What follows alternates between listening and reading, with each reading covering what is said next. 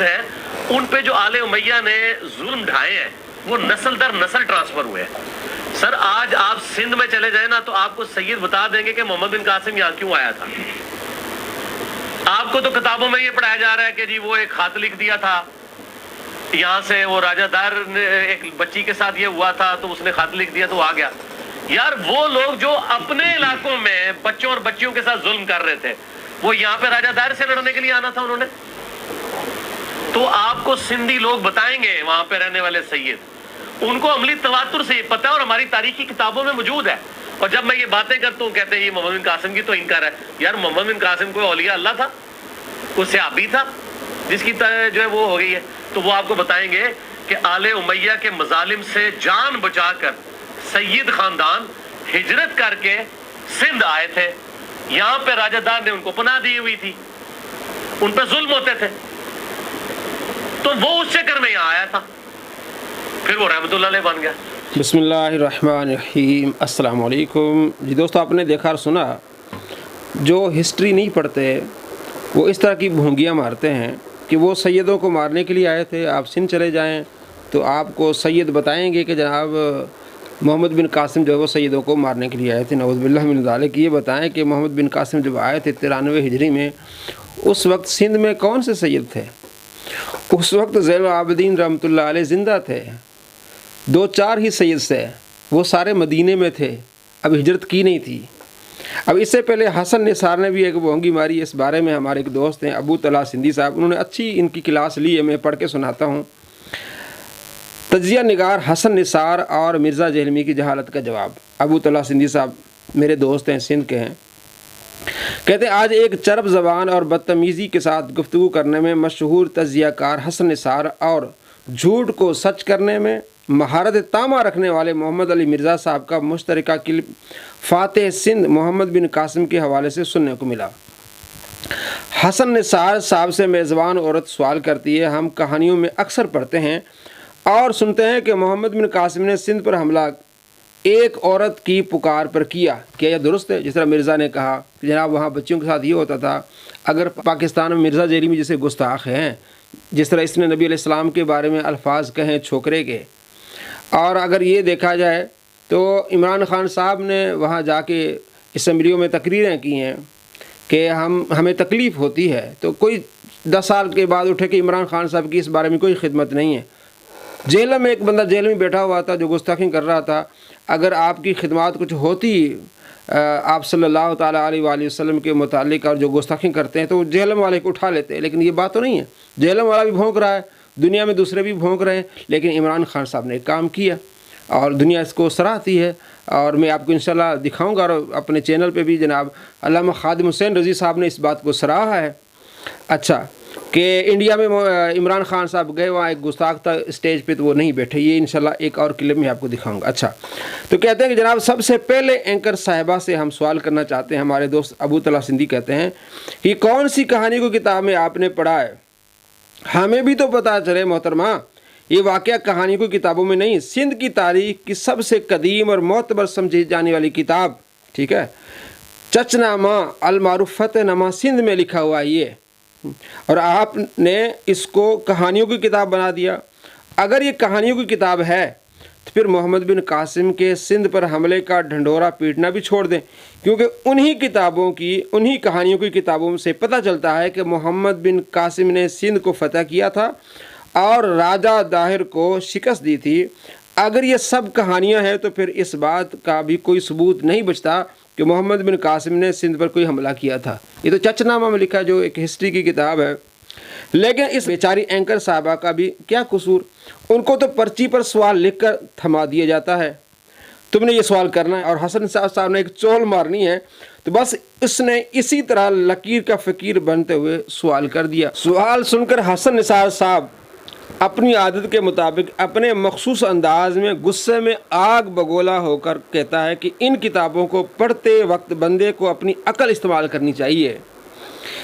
ان عورتوں کے پاس کون سا سیل فون تھا؟ حسن نثار صاحب کہتے ہیں کون سا سیٹلائٹ ٹی وی تھا یا واٹس ایپ وغیرہ جس کے ذریعے انہوں نے حجاج کو مدد کے لیے پکارا؟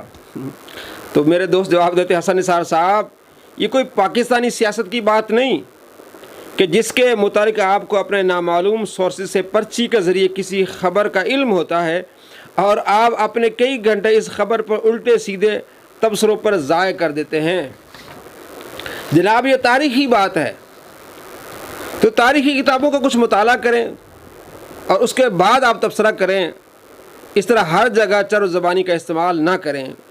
اور ابو طلحہ سندھی صاحب کہتے ہیں کہ میں یقین سے کہتا ہوں کہ یہ واقعہ جس تاریخی کتاب میں لکھا ہے اس کو حسن نثار صاحب نے ہاتھ تک نہیں لگایا ہوگا اور تبصرہ کرنے بیٹھ گئے، اس لیے کہ جس تاریخی کتاب میں یہ واقعہ لکھا ہوا ہے وہاں صراحت کے ساتھ یہ بھی لکھا ہوا ہے کہ ڈاکوؤں کے اس حملے سے بچ نکلنے والے کچھ تاجروں نے جا کر حجاج کو بتایا کہ قید ہونے والی عورتیں تمہیں مدد کے لیے پکار رہی تھیں۔ یہ سن کر اس نے لبیک لبیک کہتے ہوئے ان مظلوم عورتوں کی داد رسی کی تھی۔ یہ چچنامہ سندھ، یہ صفحہ نمبر 180، مطبوعہ سندھ ادبی بورڈ جام شوروں سے کتاب شائع ہے اور صفحہ نمبر 180 پہ یہ لکھا ہوا ہے۔ اچھا، اس تاریخی بات کو بیان کرنے کے بجائے حسن نثار صاحب نے اپنے چینل کی ریٹنگ بڑھانے کے لیے cell phone, satellite, WhatsApp وغیرہ جیسے چٹ پٹے تبصرے کا ششہ چھوڑنا مناسب سمجھا۔ پھر آگے چل کر جناب نے حجاج کے مظالم کا ذکر کیا جن کا ہمیں بھی کوئی انکار نہیں، لیکن ہم پوچھنا یہ چاہتے ہیں کہ کیا کوئی ظالم شخص اپنی عورتوں کے اغوا کیے جانے پر کوئی جوابی حملہ کرنے کا حق رکھ سکتا ہے کہ نہیں؟ کوئی کتنا ہی ظالم کیوں نہ ہو، لیکن جب اس کے اپنے گھر کی عورتوں کی عزت کی بات آتی ہے تو وہ اتنی غیرت ضرور رکھتا ہے کہ وہ ان کو بچانے کے لیے سب کچھ کر گزرتا ہے۔ اور ہمیں یہ امید ہے کہ حسن نثار صاحب اگرچہ کتنے ہی لبرل اور سیکولر کیوں نہ ہوں، لیکن خدا نخواستہ اگر ان کے گھر کی خواتین کی عزت پر کوئی حملہ ہوا تو ان میں یقیناً اتنی غیرت ضرور ہوگی کہ وہ ان کے دفاع میں اٹھ کھڑے ہوں گے۔ اچھا خیر، آگے چل کر حسن نثار صاحب کہتے ہیں کہ اگر یہ حملہ عورتوں کی مدد کے لیے تھا تو اس سے پہلے جو 2 حملے ہوئے تھے وہ کس کے لیے تھے؟ اچھا پھر کہتا ہے کہ بات دراصل یہ ہے کہ کچھ قابل احترام لوگوں نے بنو امیہ کے مظالم سے تنگ آ کر راجہ ڈاہر کے پاس پناہ لی ہوئی تھی اور یہ حملے اسی وجہ سے کیے گئے تھے۔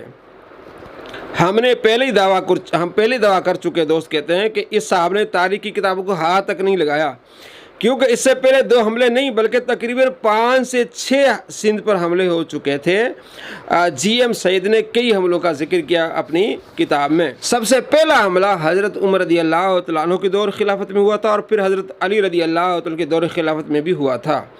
اب ہم حسن نثار صاحب سے سوال کرتے ہیں کہ اگر محمد بن قاسم کے حملے کا سبب راجہ ڈاہر کا مظلوموں کو پناہ دینا تھا تو پھر اس سے قبل جو حملے کیے گئے تھے وہ کس وجہ سے تھے؟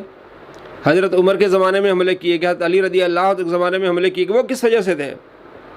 یقیناً وہ اسلامی جہاد کا ایک تسلسل تھا جو ہمیشہ اس دور میں جاری رہا، جبکہ راجہ ڈاہر بھی ایک فسادی شخص تھا جس کے اشارے پر مسلمانوں کے قافلے پر حملہ ہوا۔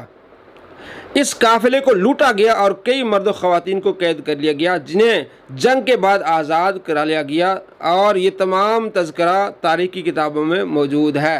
یہ علمی کتابی باتیں۔ آگے اب آتے ہیں محمد علی مرزا صاحب کی طرف۔ میں نے آپ کو چھوٹا محمد علی مرزا کا کلپ دکھایا اس سے پہلے، حسن نثار صاحب کا بھی ہے لیکن اس میں لڑکی بیٹھی اس لیے میں آپ کو نہیں دکھایا۔ اب آتے ہیں مرزا محمد علی کی طرف۔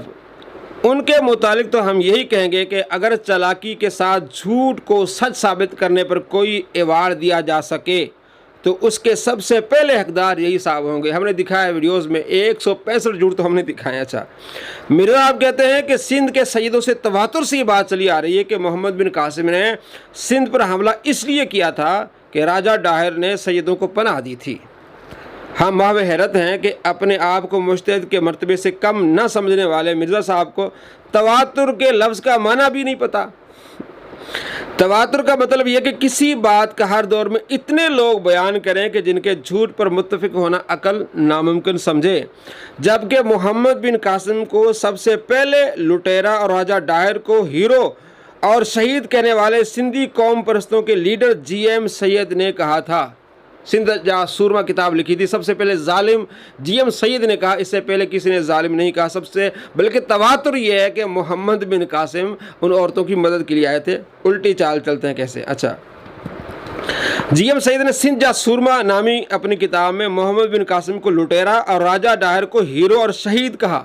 यानी कितनी बदनसीबी की बात है कि वो सैयद आके एक राजा डाहिर के पास आके पनाह लेते हैं, अल अमान वल हफीज़। अच्छा, जिसके बाद से इस फितने ने जन्म लिया। अच्छा, इससे पहले कई सदियां गुजर गईं, हज़ारों किताबें लिखी गईं, मौलिक, मुहक्किक, मुफस्सिर, दानिश्वर, शायर, बुजुर्ग गुजरे, किसी एक ने भी मोहम्मद बिन कासिम को लुटेरा और राजा डायर को हीरो और शहीद नहीं कहा। फिर जनाब मोहम्मद अली मिर्ज़ा को का ये तवातुर कहाँ से आया? तवातुर तो इस पे वो हमारे हीरो हैं, वो औरतों की मदद के लिए आए थे, लेकिन उल्टा बना दिया। अच्छा, मेरे दोस्त अबू तला सिंधी कहता है कि मैं चैलेंज करता हूं कि मोहम्मद अली मिर्ज़ा समेत तमाम सिंधी कौम परस्तों को कि GM सही से पहले किसी ने भी मोहम्मद बिन कासिम को लुटेरा कहा हो। फिर मिर्ज़ा साहब का ये कहना कि राजा डायर ने सादात कराम को पनाह दी थी, किस कदर मुज़हका खैर बात है, मजाकिया बात है, क्योंकि मोहम्मद बिन कासिम यानी फ़ातह सिंध का सिंध के वक्त जब आए थे तो 93 हिजरी में आए थे। यानी ये वाक़या करबला के 37 साल बाद हुआ है, जबकि सादात में हज़रत इमाम हुसैन रदी अल्लाह के साहबजादे हज़रत इमाम ज़ैनुल आबिदीन रदी अल्लाह अन्हु वाक़ करबला में ज़िंदा बचे थे, बाकी सारे शहीद हो गए थे। और उन्होंने फ़तेह सिंध के 2 साल बाद शहादत पाई, यानी सिंध को फ़तह किया मोहम्मद बिन कासिम ने, उसके 2 साल बाद शहादत पाई ज़ैनुल आबिदीन रहमतुल्लाह अलैह ने। वो तो मौजूद थे, मदीने में थे। और फ़तेह सिंध के बाद इनके साहबजादगान में से इमाम मोहम्मद बाकिर, जनाब जैद, जनाब अब्दुल्ला, जनाब अली असगर, जनाब उमर अशरफ और हज़रत, ये सारे मौजूद थे, ये हज़रत इमाम ज़ैनुल आबिदीन के बेटे। और हज़रत इमाम हसन के साहबजादगान में से जनाब अब्दुल्ला, जनाब हसन मुसन्ना, जनाब मोहम्मद असगर रदी अल्लाह तआला मौजूद थी, सारे मदीने में थे। यही उस वक्त सादात थे, इसके अलावा और कोई सादात नहीं थे उस वक्त 93 हिजरी में। तो किन सादात को उन्होंने तंग किया और हिजरत की, मिर्ज़ा साहब बताएं और हसन निसार साहब भी बताएं।